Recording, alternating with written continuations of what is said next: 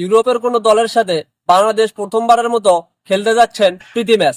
এই ম্যাচ কবে এবং কাদের বিপক্ষে খেলবেন সবকিছু থাকবে এই ভিডিওতে। এর সাথে থাকছে বাংলাদেশের 300 জন কোচের সিভি জমা দেওয়ায় কোচ কবে নির্বাচিত হচ্ছে সবকিছু থাকছে এই ভিডিওতে।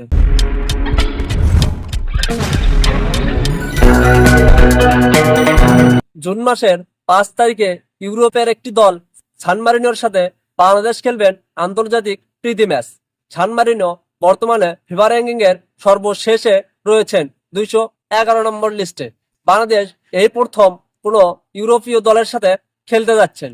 তবে বাংলাদেশের জন্য বড় একটি দুঃসংবাদ হলো যে বাংলাদেশের কোচ এখনো নির্বাচিত হননি।